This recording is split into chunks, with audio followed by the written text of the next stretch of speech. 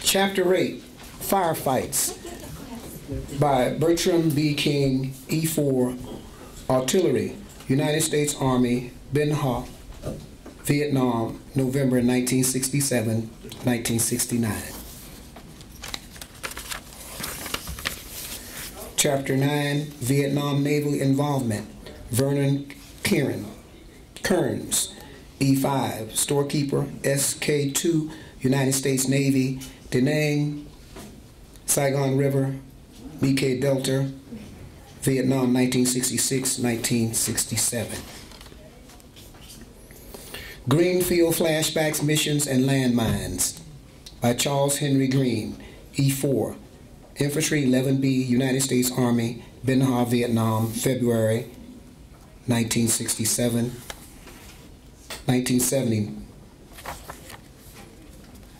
Chapter 11, Search and Destroy Missions and Flashbacks, Danny Shannon, E4, Infantry, United States Army, Pleiku, Central Highlands, Vietnam, 1969-1970.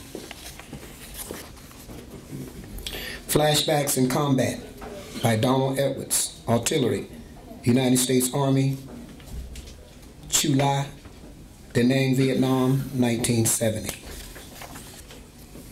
Chapter 13, Bloody Vietnam, Stateside Experiences, by Leroy McKinney, E4, Corporal, 0331, Machine Gunner, United States Marine Corps, Da Nang, Vietnam, July 1966, July 1967. Military Police Operations, by John Pace, E4, Military Police, United States Army, Saigon, Long Binh, Vietnam, 1967-1971. Chapter 16, Air Traffic Controller, Untold Truths, David McDonald, E5, Air Traffic Controller, United States Air Force, Vietnam, 1967, November 1968. Chapter 17, Deadly Fire, by Luis Alberto Omar, E5, Communicator, United States Air Force, Tan Sen, Vietnam, numerous landing zones, Vietnam, 1967-1971. Chapter 18, Serve, Survive, Struggle, by Clyde Akbar, Specialist 4, Infantry, United States Army, Da Nang, Pleiku, Cam Ranh Bay, Ben Ha, Vietnam, September 1966, September 1968. Chapter 20, Working K9 Real Heroes, by Louis Tyler II, E4, Security Force K9, U.S. Air Force, Pleiku, Phan Grac, Da Nang, Vietnam, 1969-1970, 2 minutes.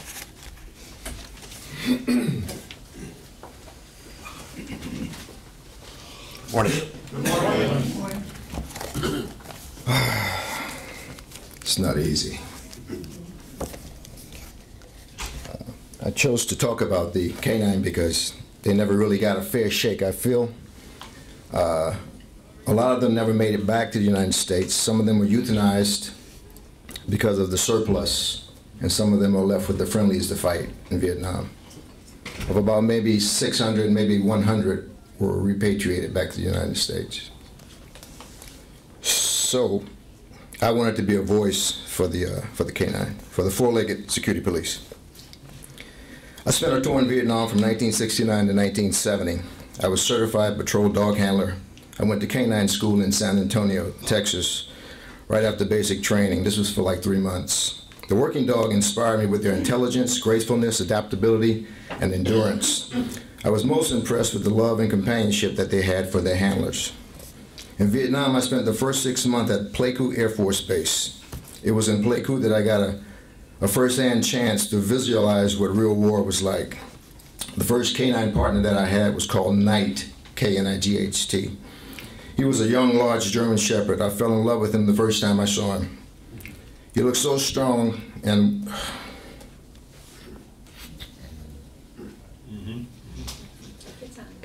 Welcome home. Okay.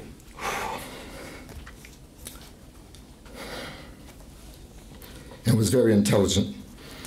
The dogs were only used at nighttime for perimeter protection. One early morning, Knight saved myself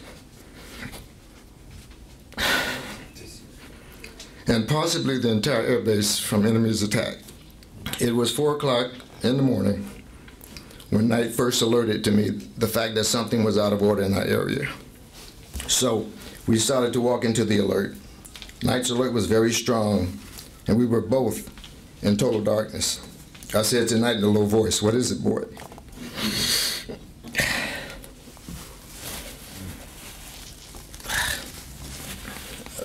He began to pull harder. So I put my selector switch on automatic, and we started to walk into the alert. We couldn't see because it was too dark, so I screamed to one of the tower persons to turn his spotlight on, and he didn't hear me the first time. The second time I turned and hollered again, and about that time, 122 rockets and mortars started to fall in. And I'd only seen this on television and movies. I'd never seen this in real life, so I started freaking out. And in my mind, I was thinking that I was running home, and I was so many miles away from home.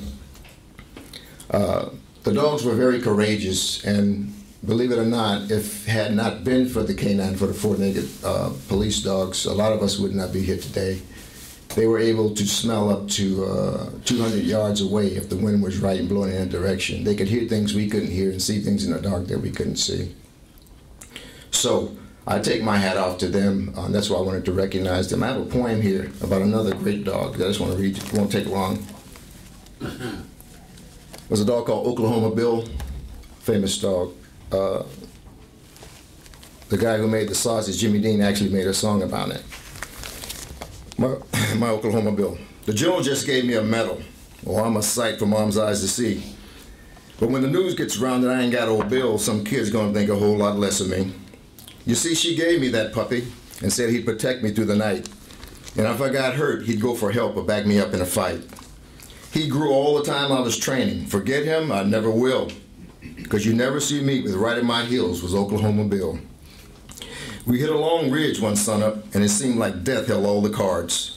Because we paid and paid with the lives of men with every hard-fought yard. When finally we drove up to the top, there wasn't nothing but death behind. And as we dug in, we all thanked God, though we numbered only 9. And as the snipers switched their guns, as darkness closed that hill, my sole companion in the night was Oklahoma Bill. There's no glory in a battle once you've seen its awful cost, but there's glory in the knowledge that your flag is never lost. And yet in the stillness of the night, all alone you hold the post. You start crying like a baby, sitting there with all the ghosts. You feel your buddies are patting your back, though their guns are silent and still. It's only a dog trying to love you, my Oklahoma Bill. I gave my note to the colonel and bound the shattered leg and said, "Bill, we sure are in trouble." He never whimpered or begged. I could tell he hated to leave me. I was the only family Bill ever knew. But quick as a flash, he took off through the night like a fighting Marine would do.